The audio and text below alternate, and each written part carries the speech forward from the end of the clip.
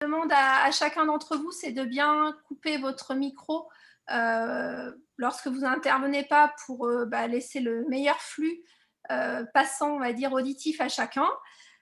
Voilà, vous aurez un temps de questions-réponses à la fin, donc on prendra vraiment le temps d'écouter vos questions et d'y répondre au mieux. Pour cela, vous pouvez utiliser soit l'icône converser pour mettre soit votre réaction, soit votre question, soit en levant la main. Et donc pour lever la main, c'est à l'aide de la petite icône réaction, voilà, à laquelle vous pouvez montrer votre demande. Je vais passer maintenant la parole tout de suite donc, à Dominique Bernat, présidente de la Ligue Auvergne-Rhône-Alpes de Judo Jiu-Jitsu, afin de lancer ce webinaire, et après je vous présenterai le programme et les autres intervenants donc, pour cette heure sur la thématique du plan de relance. Merci, merci Céline. Bonjour à toutes et à tous. Bienvenue. Je vous remercie d'avoir répondu présent à ce webinaire sur le plan de relance, comme le disait Céline, dans un contexte où la reprise à l'intérieur n'est toujours pas autorisée. Donc, on l'espère imminente. On se projette bien évidemment sur un très court terme avec peut-être un mi-mai. C'est ce qui se dit. Mais bon, là, on ne maîtrise pas du tout. Mais on a donc aussi cet enjeu de reprise 2021-2022 aussi. On est aussi dans cette dynamique. Et moi, je tenais vraiment à vous féliciter, vous remercier pour toutes les actions que vous mettez en place là aujourd'hui à l'extérieur. Parce que c'est une manière de montrer qu'on est là, qu'on est toujours dynamique, qu'on se réinvente, qu'on innove et que voilà, on propose des actions, même si ce n'est pas sur les tatamis. Mais voilà, on est toujours là et on montre qu'on a envie de rester en lien et de proposer des activités aux jeunes et aux moins jeunes. Et je pense que tout ce qu'on est en train de faire, ça va vraiment être que du positif. Et à la rentrée, quand les personnes vont reprendre leur licence ou vont prendre leur licence, ils vont se dire, ouais, le judo pendant le Covid, ils ont bougé, ils ont été actifs et ça, c'est important. C'est important parce que là, on s'aime tous et c'est pour vraiment récolter pour la rentrée. Donc, là, on va avoir un temps où on va vous présenter un petit peu ce que c'est. Vous l'avez découvert peut-être au niveau de l'extranet, mais là, on est vraiment dans se dire, voilà, concrètement, comment on se met en dynamique sur cette fin de saison jusqu'à fin août et de se projeter sur 2021-2022. Donc voilà, et en espérant que toute l'énergie qu'on met, ça va permettre d'attirer, de fidéliser et donner envie à d'autres de nous rejoindre pour vivre cette belle aventure humaine et sportive à venir. Céline, je te redonne la parole. Ouais. Merci Dominique. Donc le programme de ce temps de webinaire, il va y avoir effectivement plusieurs temps. Un temps qui va être dédié à la présentation du plan de relance. Donc certains d'entre vous, je vois il y a les membres du conseil d'administration de la Ligue ou des membres de comité directeur de comités départementaux qui sont présents. Donc c'est des choses que vous connaissez, ou encore des membres de l'ETR, mais l'idée c'est de le présenter aussi au club. Donc ça va être le premier temps. Ensuite, il y aura un temps de présentation des trois thématiques, de 3 thèmes qui ont été identifiés au sein de l'Auvergne-Rhône-Alpes avec des actions prioritaires à mettre en place, donc qui vous seront présentées. On va avoir un témoignage de Nicolas Ruiz, qui interviendra avec sa casquette club et non CTF du comité de la Savoie, même si ce n'est pas forcément toujours dissociable. Mais là, ce sera un focus vraiment par rapport aux actions donc, du club de la Motte Cervelex. Et ensuite, comme je vous le disais, un temps vraiment de questions-réponses par rapport à tout ce qu'on vous a dit, ce que ça a suscité chez vous, vos besoins et puis vos attentes. Alors, j'ai est-ce que Guy, tu nous as rejoint? Non, je n'ai pas l'impression que Guy, pour l'instant, nous a rejoint. Donc voilà, ça c'est pour le programme. Donc les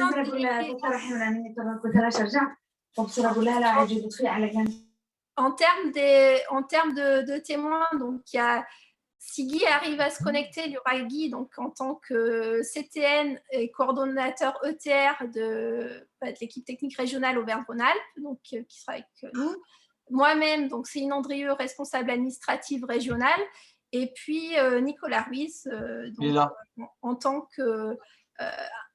qu'enseignant au club de la mode Cerblex. Ce que je vous propose, c'est de commencer tout de suite avec la présentation du plan de relance. Donc, comme c'est du direct, je vais prendre le relais. C'était Guy qui devait vous présenter cette partie. Je suis arrivé. Ah, Guy, tu es là. Ben voilà, c'est du direct millimétré. Donc, je vais partager mon écran afin donc de vous présenter, afficher des slides, des diapositives que Guy va nous commenter et auxquelles je pourrai abonder au besoin. Donc, pour vous présenter le plan de relance de la Fédération française de judo, donc 2021, mais bien sûr, on est aussi déjà sur le plan de relance saison 2021-2022.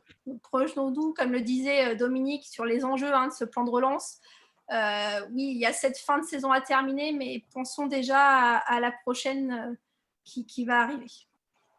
Donc, je vous partage mon écran.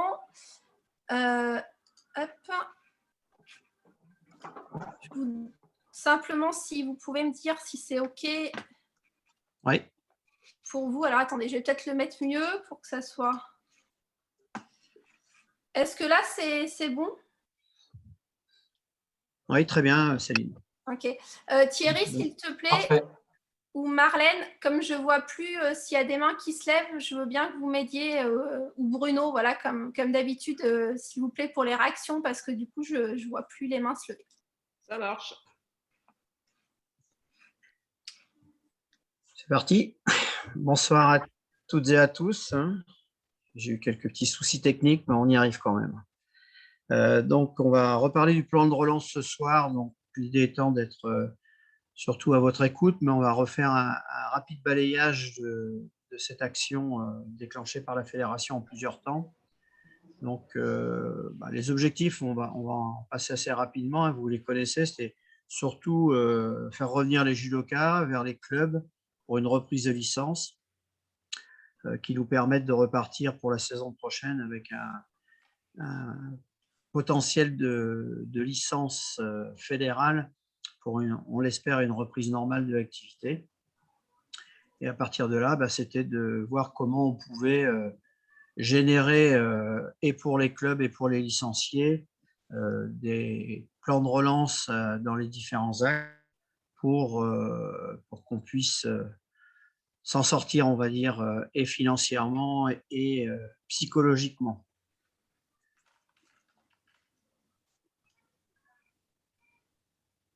Donc, les 4 axes, on les rappelle rapidement. Une campagne de communication que la Fédération donc, va déclencher et a commencé à déclencher, avec derrière l'idée d'un plan de soutien financier pour les prises de licence.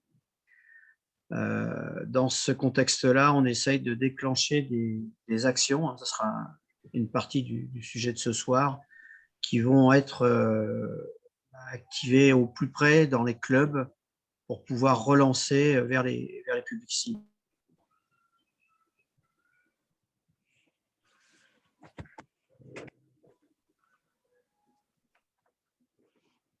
La continuité de la vie des clubs qui se fait et par les OTD, donc le département, la ligue et la fédération, pour qu'on soit assez rapidement efficient sur le terrain. Donc, on va parler maintenant du cheminement de cette action, en particulier sur le soutien financier, qui est l'axe aujourd'hui le plus important à comprendre. La fédération a décidé donc de reverser au club la totalité des 40 € que prennent un adhérent dans un club. de la licence fédérale. Ces 40 € donc, du fonds de relance sont ensuite complétés par une aide qui a été décidée dans chacune des régions et en collaboration avec l'ensemble des comités départementaux. En ce qui concerne la Ligue de l'Aura, Auvergne-Rhône-Alpes Judo Jiu-Jitsu, la Ligue a décidé de mettre sur ses fonds propres 10 € par licence. Et ensuite, en fonction de chaque comité, une somme a été aussi décidée par les comités pour abonder sur cette totalité donc de 40 plus 10 plus le comité, et en fonction des comités, pour que cet argent revienne directement vers les clubs en fonction du nombre de licences prises dans la période du plan de relance. Ça veut dire quoi? Ça veut dire que l'ensemble des licences qui sont prises pour les clubs qui ont contractualisé avec la fédération, et on parlera des contrats après, va revenir directement dans les caisses du club, ce qui permet aux adhérents de faire du judo avec une licence gratuite quasiment. Et c'est une aide supplémentaire à travers l'effort des ligues et des comités départementaux pour les clubs, pour pouvoir soit ristourner sur la cotisation club, soit aider éventuellement des gens qui ont pris leur licence en amont du plan de relance. Voilà. Donc, il y a toute une somme qui revient directement vers les clubs et qui peut être gérée et aider directement la structure club. Voilà à peu près le schéma assez simple de ce fonds de dotation, en sachant qu'il pourrait être alimenté comme fonds de relance, il pourrait être alimenté aussi par des aides qui viennent de l'extérieur, donc du privé. Et là, à tous les niveaux, que ce soit la Fédé, la région ou le comité, la possibilité à un moment d'aller chercher sur des ressources extérieures ou sur des fonds propres une aide supplémentaire. On enchaîne, Céline, s'il te plaît. Voilà. Donc, on a travaillé le plan de relance à tous les étages de la fusée. Et donc, on a eu une réunion le 31 mars avec l'ensemble des acteurs du terrain, donc les élus, l'encadrement technique, et sont ressortis donc dans l'objectif du plan d'action en Auvergne-Rhône-Alpes 3 grands thèmes qui sont attirer les nouveaux licenciés, fidéliser les licenciés actuels et rendre attractifs nos disciplines. Et dans chacun de ces thèmes, donc, les idées ont été émises. Et au final, en débriefant tout ce qui a pu être fait, on a 8 thèmes principaux qui sont ressortis et qui donc illustrent à peu près toute la panoplie de ce qu'on peut avoir comme type d'action. Donc, vous les avez à l'écran. Ces 3 grands thèmes sont identifiés par des couleurs. Donc, le premier thème en jaune, le deuxième en bleu et le dernier en vert. Donc, on a à travers ces 8 grandes directions des actions possibles qui symbolisent donc ce que nous, on pense qu'il faut faire en région Auvergne-Rhône-Alpes auprès de nos clubs. Donc, on ne va pas forcément rentrer dans le détail, mais voilà, vous avez, pour ce qui concerne ces plans de relance, des choses qui sont assez significatives et assez concrètes. Donc, je vous laisse le temps de les lire. Si après il y a des questions sur ces choix, on répondra à vos questions. Okay. Est-ce que Guy, tu veux donner des idées d'action peut-être sur chacun de ces thèmes, juste quelques-unes à la volée ou Par exemple, sur tout ce qui concerne le maintien de l'activité jusqu'à la fin du mois d'août, puisque les licences en cours vont jusqu'au 31 août. On est dans des sujets d'action qui concernent directement les clubs. Donc, on aura tout à l'heure l'exemple de Nicolas avec le club de la Motte-Cervelex, où en fin de compte, on sait qu'aujourd'hui, la pratique n'est pas possible, complètement comme on le fait habituellement, et que là, il faut être très, très imaginatif avec ce que l'État nous autorise dans la pratique en fonction des conditions sanitaires. Et on pense que la partie conviviale de la vie du club, elle est importante et que dans les actions que l'on va pouvoir développer d'ici la fin de la saison, c'est un des axes sur lequel on peut mettre en place concrètement sur le terrain, en dehors peut-être du dojo, mais en tout cas sur le terrain, de la convivialité pour que les gens aient envie de rester au club ou de revenir au club, puisqu'on a quand même quelques licenciés. On est actuellement dans la région à peu près, pas à peu près, mais c'est 20 800 licences de moins que l'an dernier actuellement. Et donc, il y a encore un temps pour, jusqu'au 31 août, essayer de rattraper ce retard.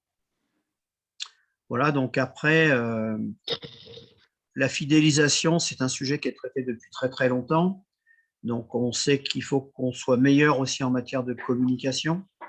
Donc là aussi, il y a pas mal d'actions de terrain qui peuvent se faire auprès des clubs en matière de communication sur ce qu'est notre activité, sur les différentes activités existantes.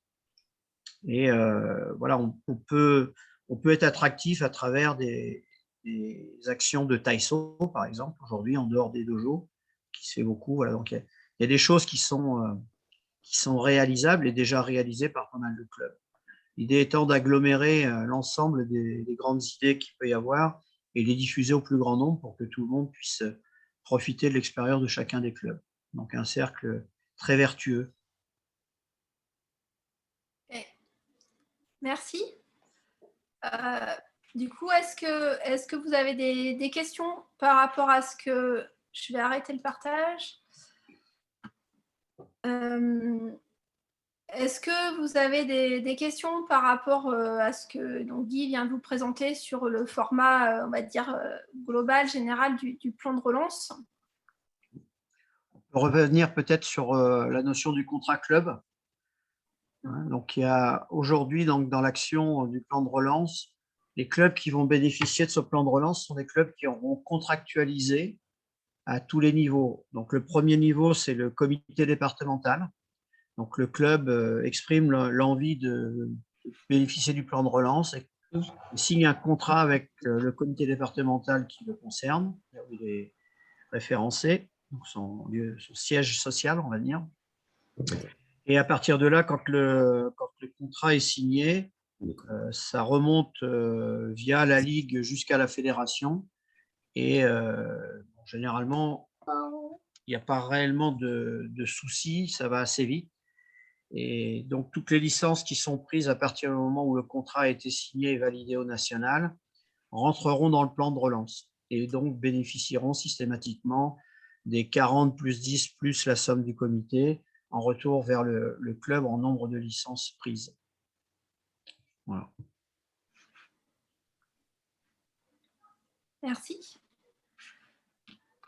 Ce que je vous propose peut-être, c'est du coup de passer au témoignage donc, de Nicolas Ruiz pour qu'il nous explique en fait quel intérêt il y a vu le club de la mode Servolex qui en Savoie dans ce plan de relance et quelles actions le club avait initié, on va dire, et initiera demain quand les conditions aussi seront différentes.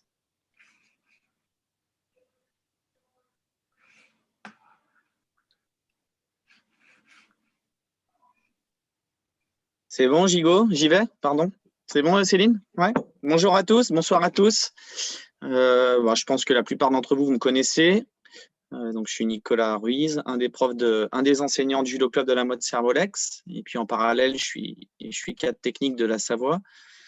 Et ce soir, en fait, l'objectif, c'est de présenter un peu ce qu'on a fait au club. Que beaucoup de clubs ont d'ailleurs fait. On n'est pas les seuls à avoir été mobilisés, innovants et dynamiques. Il y a énormément de clubs qui l'ont fait et je pense que tous les clubs qui ont eu cette démarche ressentiront beaucoup moins un début de saison 2021-2022 difficile. C'était selon nous, et c'est selon moi aussi, c'était vraiment quelque chose d'indispensable que de ne pas subir la situation. Alors certes, parfois la situation, elle se subit du fait du non-accès à des infrastructures, puisque même si le sport en extérieur est permis, toutes les municipalités n'octroient pas des terrains, des stades, des ERP pour pouvoir aller pratiquer. Donc là, c'est vrai que c'est un petit peu plus compliqué pour ceux qui sont dans cette situation. Néanmoins, nous, on l'a été dans cette situation au niveau du club. On l'a été en tout début de confinement. Et ben, la première chose qu'on a mis en place, ben, c'est du lien, du contact par l'intermédiaire des réseaux. Un énorme boulot en visio également, des cours en visio, des séances de taïso en visio, du judo technique en visio. On s'était cantonné à ça au départ parce qu'on on pensait que ça allait être relativement court la période, comme nous tous. Et puis, au fur et à mesure malheureusement de l'avancée des restrictions et de la durée de ce confinement ou de ce pseudo-confinement, il a fallu vraiment se dire aujourd'hui, on ne peut pas satisfaire uniquement des adultes qui font du taïso ou des minimes cadets qui aiment bien faire du judo technique derrière l'ordinateur. Il fallait qu'on trouve une solution pour satisfaire l'ensemble de nos adhérents, en tout cas une grande partie de l'ensemble de nos adhérents. Donc, on s'est demandé qu'est-ce qui plairait à des petits de 5 ans et qu'est-ce qui plairait à des adultes de 70 ans finalement. Et donc, on a décliné différentes activités, au départ toujours en visio, puis ensuite sur le tapis lorsqu'on a pu y revenir, puis à nouveau en visio et ainsi de suite. Donc, nos actions principales derrière l'ordinateur, mine de rien, elles ont eu du poids parce qu'elles ont servi à garder sous la main les adhérents actuels. Nous, la priorité qu'on s'était donnée, ce n'était pas au départ d'aller en chercher des nouveaux, c'était de se dire il faut surtout que ceux que l'on a et qui se sont licenciés et qui ont payé leur cotisation au club et leur licence à la fédération ne demandent pas déjà un remboursement, parce que finalement, ça peut vraiment faire mal au club. Ça fait un effet boule de neige derrière. Et puis surtout, reviennent dès que les portes du dojo seraient ouvertes, mais surtout reviennent en septembre. Donc voilà, on a proposé plein de choses. Je ne vais pas tout vous énumérer, mais c'est aller de visio, de tutos sur l'arbitrage pour des judokas de 4-5 ans. On leur apprenait les gestes, on leur apprenait à faire leur nœud de ceinture, à plier les judo-gis, des choses comme ça. Ça a suscité pas mal d'intérêt, même si on s'est rendu compte que la limite, c'était quand même que bon nombre de familles, selon les secteurs géographiques, ne disposent pas tous d'un accès Internet, d'un ordinateur performant. Et donc ça a été la limite malgré tout. Et encore, nous, on est à la mode Servolex, on n'est pas les plus mal lotis, les familles ne sont pas vraiment dans le besoin, contrairement à certains autres secteurs géographiques. Et puis, derrière ça, quand on a eu enfin le droit de reprendre les activités en extérieur, on s'est tout de suite mobilisé, on a proposé à tous les mineurs, puisque les majeurs, c'était un peu compliqué sur la motte. On n'avait pas d'accès vraiment pour les majeurs dans les ERP, ils étaient vraiment utilisés par les sportco. Et on a mobilisé à peu près, ça représentait à peu près 200 licenciés à qui on a proposé des cours en extérieur, des créneaux réunis. On a touché sur les 200 licenciés, 160 sont revenus au moins une fois. Et un peu plus de 60% sont venus à chaque fois. Et ceux qui ne sont pas venus, c'était parce qu'on a dû changer les horaires, parce qu'il a fallu s'adapter aux propositions et aux disponibilités des infrastructures mises à dispo par les mairies. Donc ça a été une contrainte. Je pense qu'on aurait touché quasiment tout le monde sinon. Du judo, on n'en a pas beaucoup fait, comme tout le monde, mais derrière ça, on se réinvente. On est tous capables de faire des habiletés sur un terrain vague, de la prépa physique, du cardio, certes, mais on ne s'est pas cantonné à ça. Pour ma part, j'ai fait pas mal de séances autour de l'arbitrage, autour des habiletés techniques, du Tendo Kuranchu, autour de la culture judo. Et on a également utilisé la coopérative de documents de la fédération, parce que finalement, on a quand même licencié des gens, donc on avait des points octroyés l'année dernière. Et du fait qu'on n'ait pas utilisé les petits cadeaux de la fédé l'année dernière, on les avait stockés. Et ça nous a permis également de les redistribuer sur chaque journée. Et tout le monde repartait avec quelque chose. Et quand on repart avec quelque chose, on a encore plus envie de revenir. Donc voilà, puisque les goûters, les choses comme ça étaient proscrits, on s'est plutôt dit, ils vont repartir avec des choses dans la main. Et puis, quand on a écoulé tout notre stock, eh bien, on a fait des achats. On a acheté plein de petites babioles qu'on a au fur et à mesure distribuées. On s'est dit qu'il fallait mieux investir un petit peu pour l'avenir plutôt que rester derrière quelques euros, finalement économiser et tout perdre à la rentrée. Ça a été un petit peu notre ligne de conduite. Puis ensuite, on s'est inscrit pleinement dans le plan de relance. Et là, franchement, le plan de relance, au départ, moi, je ne le comprenais pas trop. J'étais un peu sceptique. Et après avoir échangé avec pas mal de gens de la Fédé, avec des collègues, avec la Ligue, j'avais pas compris l'intérêt réel du plan de relance. Et quand je l'ai bien compris, ça m'a permis de booster le club pour l'enclencher. Et aujourd'hui, on est vraiment, vraiment plus que satisfait de cette opération. On a mis en place pas mal de choses. Il faut, à mon sens, vraiment anticiper. Il ne faut pas attendre que les dojos réouvrent pour se dire le plan de relance, c'est pour du judo-gi, parce que ce serait une erreur. Parce que Domi, tout à l'heure, elle disait le 15 mai, mais ça se trouve, ça sera le 15 juin. Puis ça se trouve, ça sera le 15 juillet. Puis ça se trouve, ça sera le 1er septembre. Et comme on n'en sait rien, il ne faut pas se dire plan de relance égale judo-gi. Il faut se dire plan de relance égale licencié, en fait. On conserve, on donne à manger à ceux qui ont déjà payé. On fait venir des nouveaux, on fait revenir des anciens, on leur propose des choses, on leur propose finalement des choses gratuites. On leur permet d'avoir une activité sportive qui aujourd'hui fait défaut à la population, encadrée par des profs diplômés, ce n'est pas le cas dans tous les clubs et dans toutes les structures et dans tous les sports, avec des compétences. Et finalement, autour de ça, on leur dit, venez, on vous licencie à la Fédé gratuitement. Nous, au niveau du club, on a décidé de ne pas faire payer de cotisation. On est parti du principe que les 20 euros, en plus des 40 euros de la licence, c'était déjà ça que le club prenait au passage et que c'était largement suffisant dans un objectif de faire venir des nouvelles personnes. Le but, c'est mettez un pied dans le club. Une fois que le pied est mis, à nous de jouer pour faire en sorte qu'ils remettent un pied en septembre. C'est beaucoup plus facile de les garder que de devoir aller les chercher à l'arrache en septembre. Donc, je pense que ça sert à ça le plan de relance. Enfin, on pense que ça sert à ça le plan de relance également. Ne pas vouloir avoir en vue uniquement l'aspect financier et récupération d'argent, mais plutôt avoir plutôt en vue l'aspect humain et susciter l'envie de venir dans une association et pas spécialement faire du judo, puisqu'on ne propose pas de judo pour l'instant. Et l'exemple, il a vraiment fonctionné, puisque l'opération qu'on a mis en place pour les vacances à venir, c'est on a mis en place un stage. On a 3 jours de stage la semaine prochaine, lundi, mardi, mercredi, jeudi. Chaque enfant, on leur a demandé, dans la mesure du possible, d'inviter un ami, un proche, un cousin, un membre de sa famille, un voisin, pour faire la journée de stage avec lui.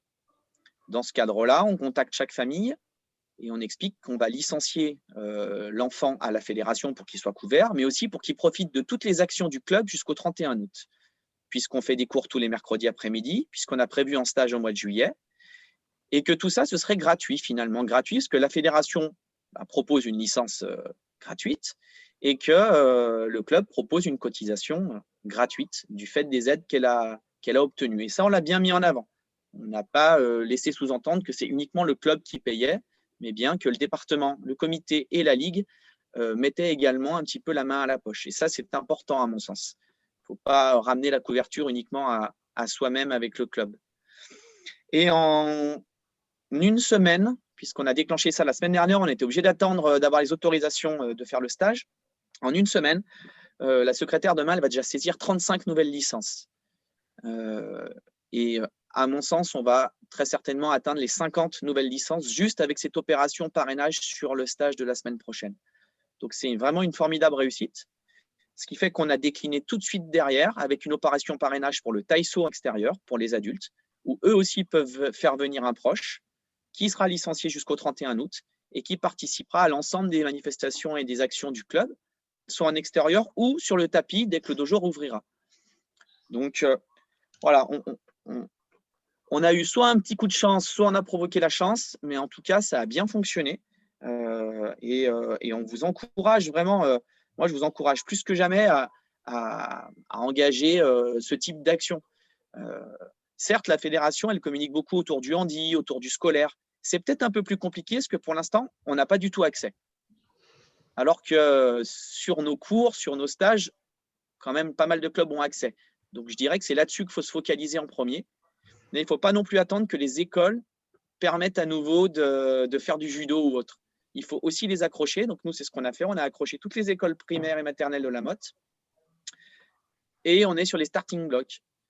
Tout est prêt, tout est signé, toutes les conventions sont prêtes. Dès que les écoles réaccueillent des élèves, on intervient non pas pour faire du judo, mais pour faire des habiletés et de la culture judo et de l'arbitrage.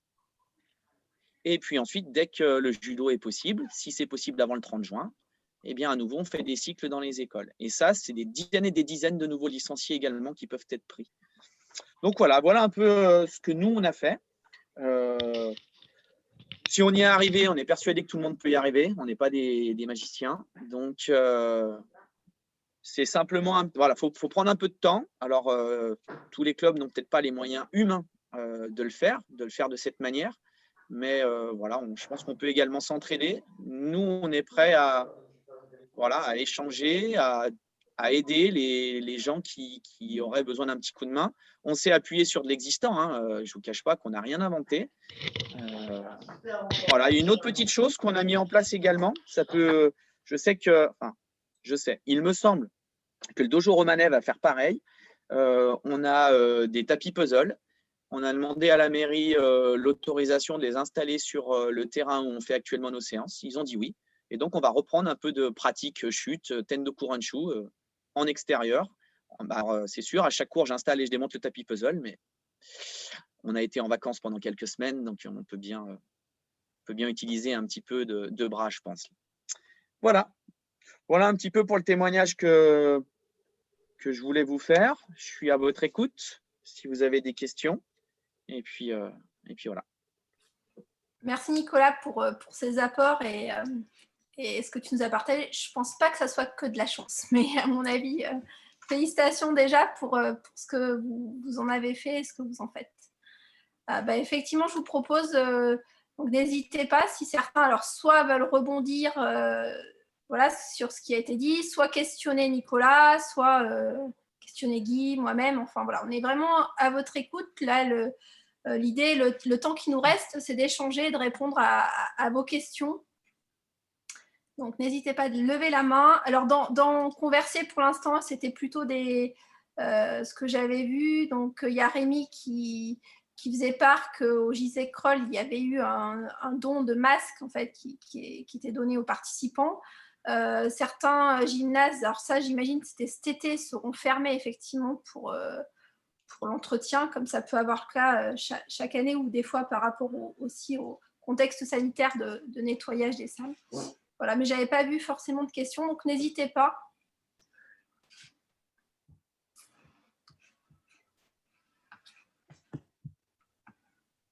Du coup, si personne ne prend la parole, donc Stéphane, président de Monistrol Budo, moi je vous trouve quand même très optimiste par rapport à la rentrée. Plan de relance ou pas plan de relance. J'étais encore mercredi avec le président du rugby de Monistrol qui me dit que cette année sportive, 2020-2021, eux, ils ont fait plus 30% et ils font des essais à tour de bras. Ouais, il n'y a personne qui se présente à Monistrol pour faire des essais. Des gamins, les courir sur la pelouse, ils s'en battent le steak. Eux, ce qu'ils veulent, c'est de la castagne, c'est faire du judo. C'est pas aller courir et faire du cardio pendant 1 an. Donc là, moi, je ne sais pas, je le trouve carrément optimiste. C'est mon point de vue, c'est mon avis. Alors, j'entends le plan de relance à la mode Servolex. Moi, le plan de relance, je ne le vois pas du tout comme ça. Pas du tout. Et donc, vous mettez en place des actions Du coup, nous, c'est pareil. Comme tout le monde, de toute manière, les gymnases interdits. Dans un premier temps, moi, je n'étais pas spécialement pour les visios. Dans tous les cas, on a bien vu que tout ce qu'on a fait au bout de 3, allez, on va dire 1 mois, s'est arrêté parce que dans tous les cas, les gamins, ils lâchaient tous les uns derrière les autres. Donc là, depuis le début mars, on a refait les cours en extérieur. Alors, on a un noyau dur, des gamins qui ont envie de faire du sport et qui sont là. Mais ça représente quoi? Ça représente 20-30% des gamins. Et puis, les autres, ils ont lâché le morceau. Donc après, on fait quoi? Est-ce qu'il y en a qui veulent réagir on fait quoi par rapport à des initiatives? Il y a Rémi qui avait la main levée depuis un petit moment.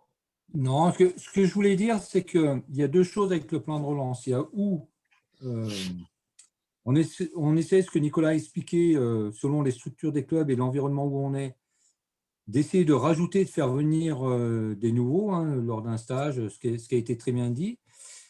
Il y a ce qui s'est passé, bon, je parlais de Kroll, mais on a aussi un club à Mistral qui a augmenté son nombre de licenciés, qui occupe le terrain régulièrement et entretient cette base d'adhérents, faisant des actions toutes les semaines et le samedi. Et du coup, même si ça ne rentre pas tout à fait dans le cadre du plan de relance, montrer que la reprise va bien se faire, espérons au moins la saison prochaine. C'est pour ça qu'il faut… c'est vrai que c'est difficile quand on est… alors nous, on est un peu dans les OTD, donc on participe un peu mieux, on sent bien le besoin. On sent bien que les clubs, selon les structures, c'est compliqué. Mais il faut déjà entretenir sa base et après, comment faire venir, et Nicolas l'a très bien expliqué, comment on essaye de faire venir sur une action, ne serait-ce que si vous faites un stage de 3 jours, ben même si c'est une dizaine de gamins qui reviennent, c'est toujours un début pour ne pas lâcher les choses. Et puis, ça permet aussi de communiquer par rapport à votre commune où vous êtes installé. Donc ça, c'est ce que je pense. Et moi, à midi, j'ai été sur une discussion avec des gens qui sont… quelqu'un qui avait ses enfants au basket, quelqu'un qui était au foot, où finalement, ils ne font pas grand-chose. Et du coup, j'ai senti qu'eux, ils vont demander le remboursement. C'est ce que tu as dit, Nicolas. Si on ne met pas des actions dans notre club, de toute façon, on va arriver à une demande de remboursement ou des gens qui ne reviendront pas la saison prochaine. Et là, ce sera difficile. C'est pour ça qu'il faut avoir le double regard, à mon avis. Enfin, concernant le remboursement, moi je ne suis pas austère. Hein. Aujourd'hui, tout le monde touche le chômage partiel, tout le monde a les annulations de charges. Moi, aujourd'hui, les adhérents, je les rembourse. Hein. Et j'espère que ça portera ses fruits, que l'année prochaine, ils se souviendront comme quoi ils ont les mois, ils n'ont pas payé.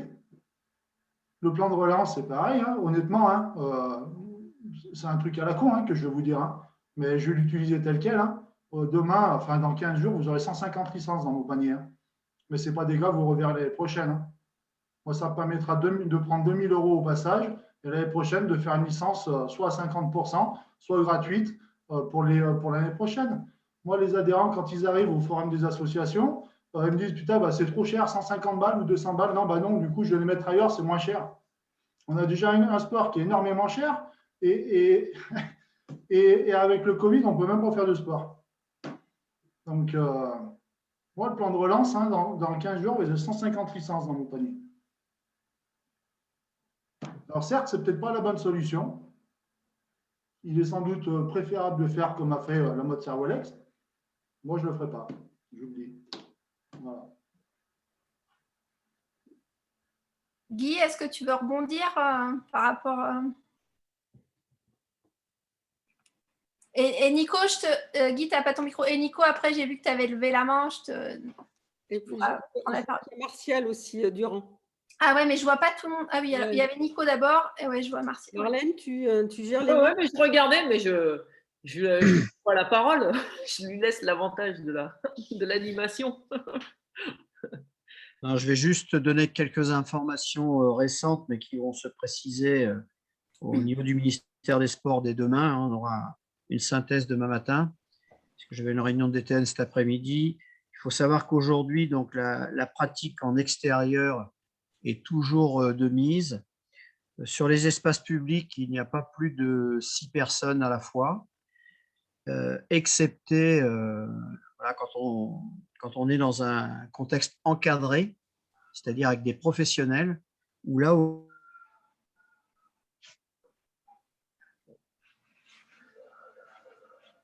Guy, on t'a perdu. Ouais, on n'entend plus. Partout pareil, effectivement. Mais… Guy, ça a coupé, il faudrait que tu redises, s'il te plaît. Je disais que l'actualité fait qu'aujourd'hui, dans une activité encadrée, vous m'entendez là? Oui. Oui. Il y avait dans toutes les structures ERP, avec un encadrement professionnel, plus aucune limite. On respecte les distances sanitaires de 2 mètres, etc. Mais on n'est pas limité à des collectifs en nombre. On peut en avoir autant qu'on veut.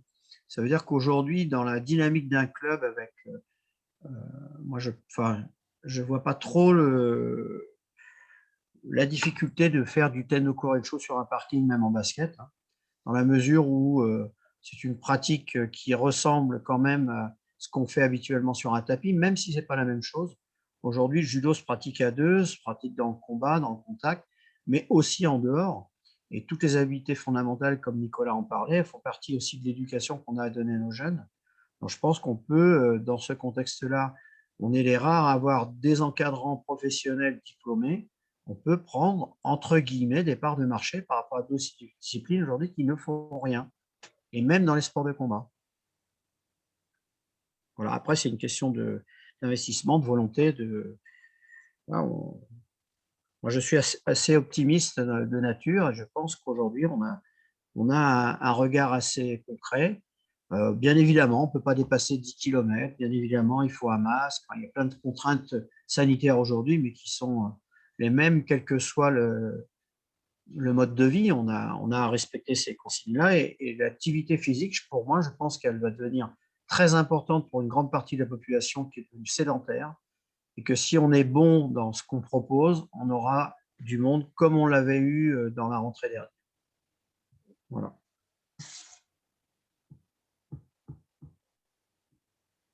J'ai mon micro. Guy, Rémi demande une précision quand on parle d'encadrement professionnel. On parle des personnes donc, diplômées avec carte professionnelle. Donc ça, c'est la question de Rémi, et où il fait le parallèle avec notamment des sports collectifs où souvent j'allais dire les bénévoles, mais les encadrants sont souvent bénévoles et sont souvent non diplômés. Donc, c'est quand même une plus-value qu'on peut avoir. Est-ce que tu confirmes ça? Alors, bénévole et professionnel, ce n'est pas incompatible, hein. On a des gens aujourd'hui qui sont diplômés, qui enseignent, qui ne sont pas rémunérés, hein.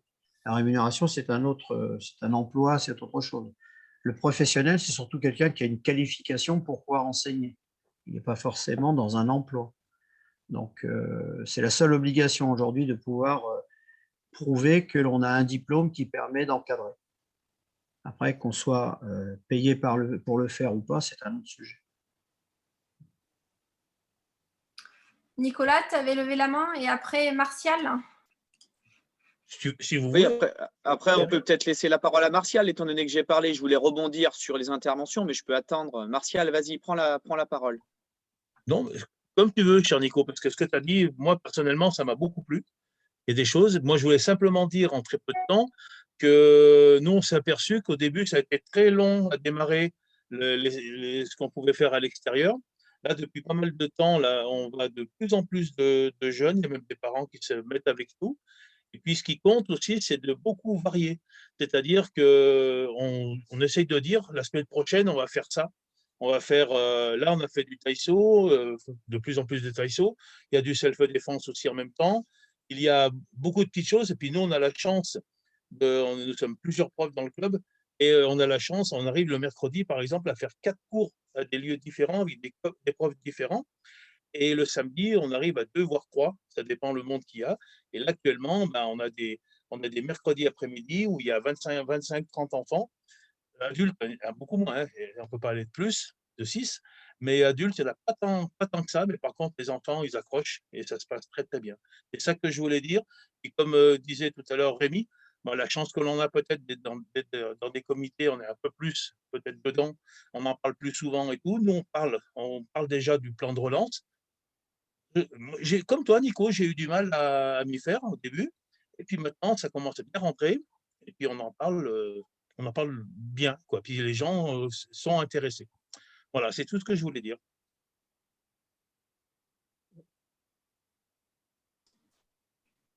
Merci, Martial. Alors, il y a des gens qui ont levé la main. Bruno. Nico, tu veux intervenir? Il y a Bruno, sinon. Donc, ouais. Je ne vais pas parler longtemps. Je voulais juste te dire que Effectivement, ce n'est pas le judo comme on le connaît comme d'habitude. Mais aujourd'hui, à part des clubs qui peuvent faire comme le rugby ou d'autres, il y a quand même pas mal de monde qui font rien. Donc, si on est novateur et qu'on fait des choses, c'est bien, je pense. Et au-delà de ça, je pense que ce qui est important, c'est de garder un lien, en fait. Et dans le monde associatif, c'est aussi ce qui fait la richesse. Donc, des fois, on ne vient pas forcément pour faire du judo ou pour du taekwondo. On vient pour créer du lien, en fait. Et les gens, ils viennent créer du lien. Il y a des clubs qui font des sorties. Donc, ça, c'est important. Ouais. Et je pense que les clubs qui le font, ils auront un temps d'avance à la rentrée, même si ce n'est pas en septembre, c'est en octobre ou en novembre, ils auront un temps d'avance. Et juste un exemple pour finir, c'est qu'au Roman, ils sont à 13% de perte de licence, quand d'autres clubs qui n'ont rien fait, ils sont à 35 ou 40%. Salut les amis. Voilà. Et je pense que c'est important pour l'avenir. Si on ne fait rien, Bruno. Tout à fait d'accord. Voilà. Merci Bruno.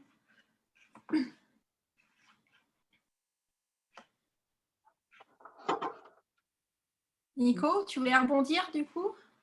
Oui, je vais rebondir. Ouais. C'est bien d'avoir écouté un peu tout le monde parce que finalement, c'est exactement, ça résume ce que je voulais dire. J'entends tout à fait le fait qu'on ne pratique pas l'activité comme on le voudrait et surtout comme nos licenciés le voudraient. Je parle des licenciés judo, parce que dans un club, enfin, en tout cas, nous, on n'a pas que des licenciés judo. On a aussi ceux qui font du taïso, par exemple, qui représentent quand même un bon pourcentage. Alors certes, on ne fait pas de judo, on ne fait pas de baston, on est un petit peu décalé de notre essence, sauf que moi, je pense qu'on doit être motivé et motivant, en fait. Et si on n'est pas motivé, on n'est pas motivant. Et si on n'est pas motivant, on n'aura personne à motiver. Voilà un petit peu ma vision du truc. Avec toutes ces contraintes et ces difficultés. Aujourd'hui, les sports collectifs, ils sont tout autant en difficulté que nous. Ils n'ont pas le droit de pratiquer, de toute façon. C'est-à-dire qu'ils sont comme nous dehors, ils font de la prépa physique et ils tapent dans leur ballon. Eux aussi, ils sont un petit peu frustrés de ne pas pouvoir faire des matchs, d'aller au corps à corps. Les handballeurs, c'est pareil, des choses comme ça. Donc, je pense qu'on est tous dans le même bateau et qu'il n'y a que ceux qui vont se bouger un petit peu, finalement, qui vont sortir un peu la tête de l'eau. Et je pense qu'on est tous capables, mais vraiment tous capables de proposer quelque chose de nouveau, de neuf, d'une semaine sur l'autre, pour justement éviter que le jeune, le licencié qui est venu pendant 2 semaines et qui a fait pendant 2 semaines des pompes et des abdos, c'est sûr que la 3e semaine, il en a peut-être à la casquette, et je suis tout à fait d'accord. Ça, c'est sûr, parce qu'il ne s'est pas licencié dans un club de prépa physique, il s'est licencié dans un club de judo jujitsu. Donc ça, je partage pleinement cette vision. Maintenant, on est vraiment capable de leur proposer autre chose que des pompes et des abdos. Moi, finalement, dans mes cours, il n'y a quasiment pas de pompes et pas d'abdos. Et je pense que c'est aussi pour ça que j'ai du monde. C'est parce que je ne suis pas tombé dans le piège de leur faire que de la prépa physique. Bruno parlait de Roman qui a perdu très peu de licenciés. Nous, on est dans ce cas-là aussi. Ce n'est pas qu'on est les meilleurs du monde, mais c'est qu'à un moment, on a peut-être su ou réussi à faire passer le message qu'il fallait et à leur faire comprendre que l'important, c'était de se retrouver, que l'important, c'était de se voir le mercredi après-midi tous ensemble, de recréer du lien qu'on avait perdu, qu'ils ont perdu dans les cours de récréation, les enfants, qu'ils ont perdu en cours de PS. Je suis prof de PS aussi. Je sais ce que c'est. Je sais quelle est la frustration des élèves dans une école et dans un collège dans la pratique de l'EPS. Elle est horrible. C'est infernal. Dans les cours de récréation, c'est infernal. Ils sont interdits de tout, à part quelques écoles qui laissent un petit peu les enfants jouer, mais sinon la réalité, c'est que les enfants sont hyper frustrés, sont en manque d'activité réelle, et je pense que c'est pour ça qu'ils viennent, qu'ils courent, qu'ils fassent des balayages dans le vide et tout ça. Ils sont contents, en fait. Ils sont vraiment contents. Je pense qu'il ne faut pas qu'on se dise ouais, mais du coup, ils ne font pas de baston, donc ça ne leur plaît pas. Là, ce point-là, je ne suis pas d'accord. Je pense que si on propose, il y a moyen vraiment de donner envie et de proposer des choses sympas à tout le monde. Voilà ce que je voulais dire en complément. Merci.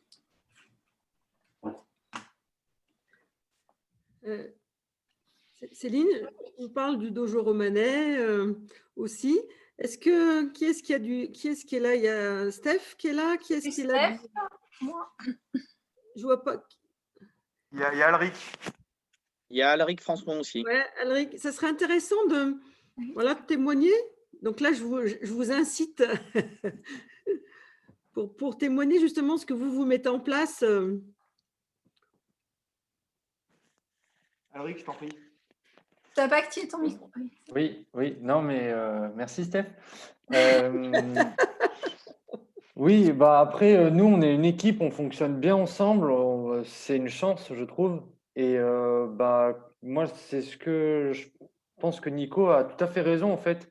C'est si on arrive à mettre du dynamisme, à être motivé, bah, les enfants, ils vont le ressentir et ils vont adhérer complètement à ce qu'on fait. Et c'est pour ça qu'on essaie de proposer des choses un peu différentes aussi. On proposait des sorties un peu VTT, des randos. Et ça, ouais, après, à chaque fois qu'on propose des choses, ils nous suivent. Et qu'est-ce que je voulais dire d'autre?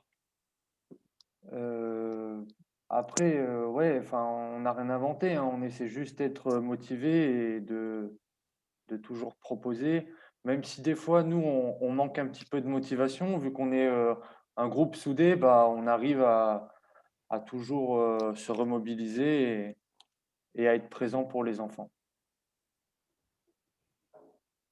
Merci.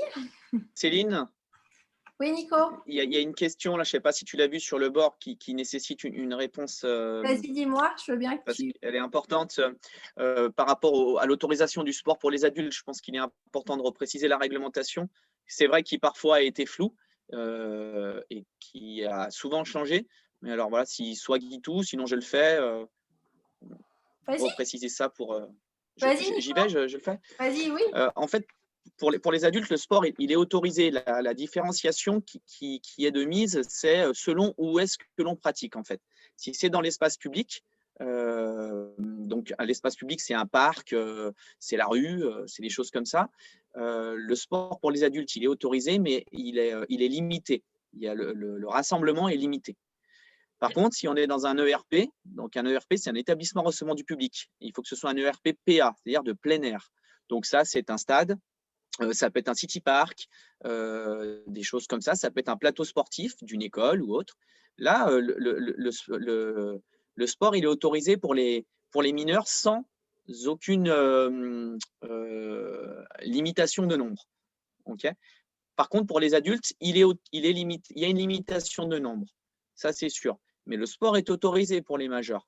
Il y a juste cette notion de limitation de nombre. Et puis également, cette limitation des 10 km désormais qu'il faut respecter.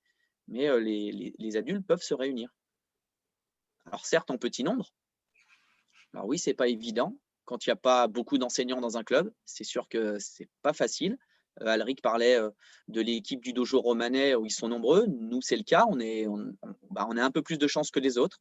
On a plus de capacité pour créer des groupes différents. Mais après, voilà. Voilà. Merci, Nico. Alors, du coup, je vois que ça réagit. Philippe Guillaume dit qu'effectivement, c'est peut-être une opportunité de voir… de s'entraider entre petits clubs. Vous parliez donc effectivement la Motte, le Dojo Romanais, vous êtes des clubs avec pas mal d'enseignants et du coup un staff conséquent, mais voir peut-être de créer des dynamiques entre les petits clubs. Du coup, il y a encore une autre question de Alric, parce que je vois Judo 1 qui la pose. Il n'y a pas, donc la question c'est, est-ce qu'il y a une limite pour les adultes dans les ERP? Donc les limites de nombre? Non. Non, il n'y a pas de limite en fait. Dans les ERP, mineurs et majeurs, il n'y a pas de limite de nombre. Il y a simplement cette donnée des 10 km, cette interdiction de faire du sport co et des sports de contact et l'obligation d'avoir les 2 mètres de distanciation. Ce sont les trois principes de la pratique en ERPPA. Et de l'encadrement. Comme tu l'as dit, Nico, en fait, j'étais pas sûr en fait, et du coup, je voulais. Et moi, je me suis peut-être mal exprimé. Hein. Non, mais enfin, je sais pas, mais du coup, je voulais être sûr en fait, et je voulais juste spécifier que parfois, enfin moi, à Tournon, du coup, à côté du gymnase, il y a un terrain vague, mais c'est pas considéré comme la voie publique, et du coup, des fois, il y a des espaces autour des gymnases qui peuvent être considérés comme des ERP, même si ça ne pourrait pas y paraître. Donc ça, renseignez-vous, je pense, auprès du service des sports, de la mairie. ils pourront vous dire. Et moi, j'ai cette chance à côté de mon gymnase, en tout cas. Voilà. Merci. Ce que je pense, c'est qu'on refera peut-être une publication assez simple de ERP, plein air, PA, adulte, etc. Peut-être un visuel, une petite fiche synthétique de cela. Ça serait peut-être intéressant de republier ça, du moins nous, ou de renvoyer au club. Après, c'est vraiment très, très explicite sur le site du ministère. Il y a les explications paragraphe par paragraphe, puis ensuite un tableau vraiment, alors pour une fois, on peut le dire clair et facile de compréhension sur le site du ministère. Ce sont les déclinaisons du sport en date du 3 avril. Et je vous encourage à aller le télécharger, l'imprimer. Et il y a toutes les données, quel que soit le public et quel que soit également le lieu d'exercice. On refera aussi, Nico, je pense, un petit partage auprès de nos clubs et ça sera bien, je pense, de relayer à nouveau l'info pour que ça soit plus facile d'accès. Je regarde l'heure comme une réunion. Voilà, on va bientôt mettre terme à la réunion. Rémi évoquait, donc Rémi Bastard parlait de 8 fiches actions. Donc les 8 fiches actions seront déclinées pour présenter au club ou mettre sur les sites des OTD. Donc, Rémi Bastard fait pour ceux qui ne sont pas au courant, la semaine dernière, il y a eu une réunion en fait, de travail autour de ce plan d'action et de déclinaison en fiches actions au sein de la Ligue. Donc, il y aura une communication, mais pour l'instant, toutes ces fiches, je vois Rémi, tu relèves la main, toutes ces fiches, je te donne la parole, après, toutes ces fiches n'ont pas été encore remontées, tous les rédacteurs n'ont pas fait le retour encore, voilà. Donc c'est pour ça qu'il ne peut pas y avoir actuellement de diffusion. Mais effectivement, ce travail qui est enclenché a bien volonté à être utilisé et utile pour les comités et les clubs. C'est simplement parce que Guy, dans la présentation, l'a dit, et il a dit que ce n'était pas le temps de développer parce que voilà, ce n'était pas l'objet de ce sort. Mais comme il avait mis la vignette, c'est pour ça que j'avais pris des notes, mais c'est pour ça que je posais la question. Alors, en fait, effectivement, on s'était questionné, on avait ça en fonction des questions et des besoins des clubs aujourd'hui et on s'était dit qu'on avait ça sous le coude. Mais là, du coup, voilà, il y a eu d'autres questions. Mais bien sûr, oui, Rémi, ça sera diffusé au club. Je vais prendre la parole 2 secondes. Oui, c'est un choix qu'on a fait volontairement parce qu'on est surtout là pour répondre à vos questions. Et dans ce que je vois dans les conversations, oui, les profs éducateurs sont en possibilité au-delà de 10 km d'aller travailler. Il n'y a pas de problème là-dessus. Et l'activité, effectivement, encadrée par des diplômés, mais pas forcément d'État. Les gens qui sont en possession d'un CQP aujourd'hui, qui est une qualification fédérale, peuvent aussi être considérés comme encadrants. Voilà. Merci. Je vous propose de donner la parole à Dominique pour clôturer ces temps d'échange sur le plan de relance. Merci Céline, merci à vous tous. Moi, ça me motive quand ça me donne de l'énergie quand je vous entends. Et on se nourrit parce que on vit un moment très inédit dans notre histoire. Quand on a signé pour le judo. Et aujourd'hui, on doit se réinventer. Aujourd'hui, on doit faire autrement. Aujourd'hui, on doit prendre du recul et imaginer des choses. Alors, on n'a pas l'habitude de faire.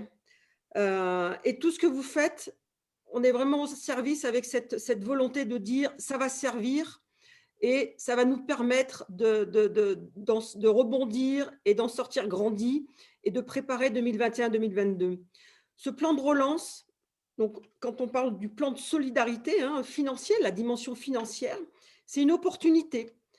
C'est une opportunité pour l'ensemble des clubs, justement, d'aller chercher, quand je dis aller chercher, attirer de nouveaux licenciés, fidéliser ceux qui sont aujourd'hui depuis quelques années et qui nous font confiance, pour donner les moyens aux clubs justement de se réinventer, de proposer des choses gratuites, voilà, toutes les idées d'action qui ont été posées. C'est une opportunité, il faut en faire une opportunité. Quand j'en ai parlé à droite et à gauche, on me disait de la licence pour faire de la licence. Mais bien évidemment, si on se dit de la licence pour faire de la licence, on n'est pas bon. Par contre, de la licence et on propose des actions en lien avec cette prise de licence. On propose justement des actions qui vont permettre aux uns et aux autres de prendre une licence à la rentrée et de nous faire confiance et d'être présents pour 2021-22. C'est ça, en fait, le plan de solidarité. C'est une opportunité qu'il faut transformer et de se dire, voilà, toute l'énergie qu'on y met à différents niveaux, hein, les clubs, les comités, nous, la Ligue, la Fédé qui nous soutient également, c'est d'arriver à se dire, ben voilà, on transforme, on met cette énergie et on va y arriver tous ensemble. Et je pense que c'est d'accepter aussi, de lâcher prise sur certaines choses, d'accepter qu'en fait, pour l'instant, de toute manière, on ne peut pas faire du judo comme on le faisait avant. Donc, faisons autrement, occupons le terrain, montrons qu'on est là, montrons qu'on a l'énergie, ce dynamisme. Et c'est comme ça qu'on va pouvoir rebondir et être au présent sur la rentrée 2021-2022. Donc voilà, moi, ce que je voulais vous remercier pour votre présence. Et ben, allons-y, hein, continuons, mettons l'énergie et on va y arriver. Et j'ai confiance en nous tous et aux parents qui nous ont fait confiance pendant des années. Ils seront là en 2021 pour la reprise. Merci à vous et très bonne soirée. Merci, bonne soirée à tous et puis bon courage. Merci à tous, bonne soirée. Au revoir à tous et à dispo si besoin.